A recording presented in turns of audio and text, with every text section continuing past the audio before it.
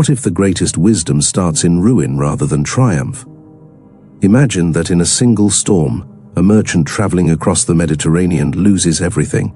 His ship went down, he lost his fortune, broken wood, and borrowed sandals. No plan, no title. Zeno of Citium was that man. He walked into Athens not as a philosopher, but as a survivor, and in the crowded stalls of a humble bookstore, he opened a page and began a path that would light the way for emperors, warriors, poets, and everyday people for over 2,000 years. From that wreckage, he built Stoicism, a philosophy of calm in chaos, virtue in a restless world, and strength not from control, but from acceptance. So, how did a quiet man with no homeland left become the founder of one of the most enduring schools of thought in history? And what can his path teach us now, in an age that prizes noise over stillness? Today, we step into the life and the fire of Zeno of Citium. Zeno was born around 334 BC in Citium, a busy trading town on Cyprus.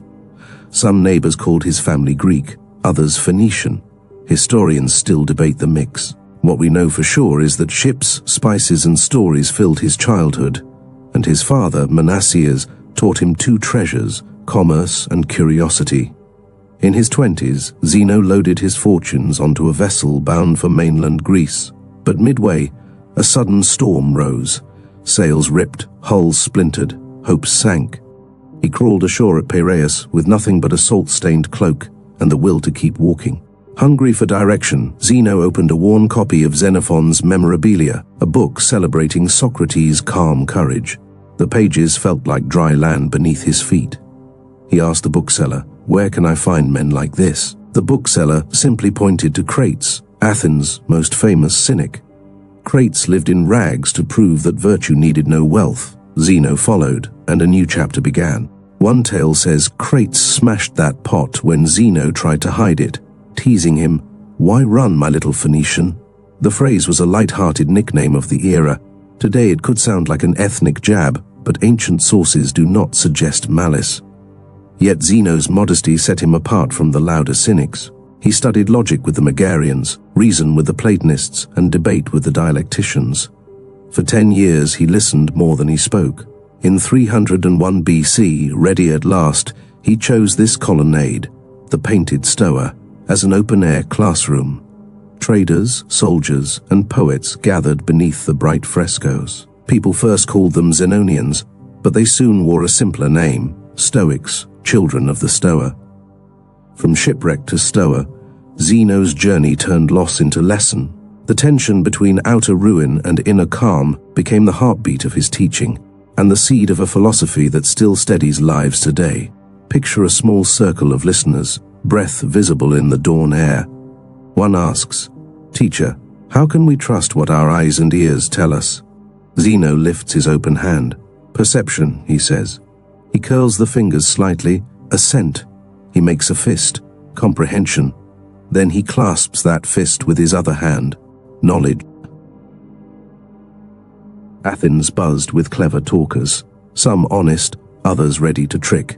Zeno taught logic first because, he said, a wise person must not be led by every tug on the sleeve. He drilled his students in careful questioning. "What do you mean? How do you know?" So false ideas would slide off like rain on stone. This was not dry debate, it was self-defense for the soul. Once you know a shadow from a statue, you can walk in bright daylight unafraid. But mind alone was not enough. "What is the world made of?" they asked. Zeno pointed to a brazier. "Fire," he said, but a thinking fire. In his view, every star, tree, and heartbeat is shaped by a single creative blaze, logos.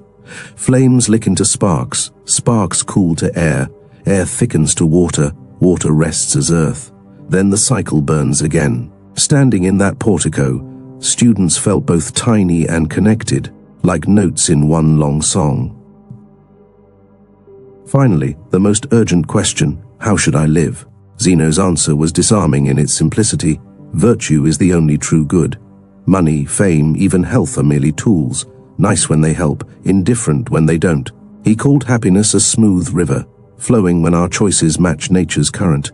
Anger, fear, and wild pleasure are logs that jam the channel. To clear them, start small, pause before judging, prefer honesty to ease, trade complaint for calm action. A market vendor keeping fair weights, he said, lives closer to wisdom than a king ruled by vanity. Logic sharpens our vision, physics roots us in a living universe, ethics guides the step. 3 branches, 1 tree. But how does this ancient tree still shade modern lives, from Roman emperors to anyone watching on a phone today? 200 years after Zeno, a Roman emperor, Marcus Aurelius, sat in a war tent, snow drifting past the canvas. He whispered Zeno's lesson to himself: "You have power over your mind, not outside events." The empire shook with battles, yet this ruler turned inward, using Stoic calm as armor stronger than bronze. Before him, the playwright-statesman Seneca urged his friend Lucilius to practice daily reflection. Set aside a quiet hour, ask your soul if it was kind today. His Rome loved luxury, but he argued that character, not gold, buys peace. The spark leapt again in the 1500s. Scholar Justus Lipsius mixed Stoic duty with Christian faith, calming a Europe torn by religious strife. He offered a remedy: steady the heart first, then mend the world. Fast forward to modern science. Psychologists Albert Ellis and Aaron Beck studied ancient Stoic lines and shaped cognitive behavioral therapy, teaching patients to challenge thoughts the way Zeno challenged faulty impressions. One counselor keeps a Stoic quote on the wall: "It's not things that upset us, but our judgments about things." Epictetus. Today, millions scroll Stoic reminders on phones, morning journals, quiet breathing apps, soldiers training emotional resilience. The painted Stoa is gone, but its voice echoes in every small choice to stay steady when life tilts. A single ember from Zeno's fire crossed centuries, emperor to monk, scholar to therapist, stranger to you. Hold it a moment, feel its warmth. Every bright idea casts a shadow. Zeno's Stoicism, for all its calm glow, drew sharp questions even in ancient times. Roman orator Cicero listened to Stoic debates and felt gaps. Zeno lays a foundation, but his walls lean, he wrote. Cicero. He thought Stoic logic too sketchy, like a house framed but not finished. Zeno's later student Chrysippus would spend a lifetime shoring up those beams with stricter proofs. The Epicureans countered, "Why fear pleasure?" They pictured a garden of friends, gentle talk, and sweet figs. Stoics, they argued, risked turning the heart into marble. Modern psychologists echo this worry, warning that misread Stoicism can become mere emotion blocking. Balanced practice, they say, means feeling first, then guiding the feeling. Zeno's universe was one living fire. Some later theologians asked, where is a personal God in that blaze? While Neo-Stoic writers like Justus Lipsius blended Stoic duty with Christian faith, others felt the fit was tight, like stitching 2 maps into one. Even Zeno's birthplace stirred debate. Was he Greek, Phoenician? Scholars today say it's likely a mix. His life reminds us labels can blur when ideas travel wider than bloodline. Yet criticism is no enemy, it is a whetstone.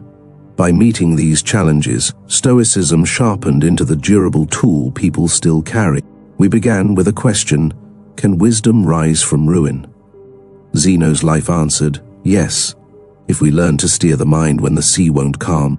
His threefold path showed us how. Logic clears fog, so we see what is true. Physics reminds us we belong to a living universe. Ethics guides each step, turning truth and belonging into kind action. He called happiness a good flow of life. Not a prize we seize, but a current we join. Storms may still come, yet the river keeps moving, steady and bright. 2,000 years later, the same breath moves through us. Every choice to pause, to speak honestly, to help a stranger, is one more note in the long song Zeno heard in the fire. So next time life tilts, when plans shatter or headlines roar, ask yourself, what part of this can I guide? What judgment can I release? What small act of virtue can I offer right now?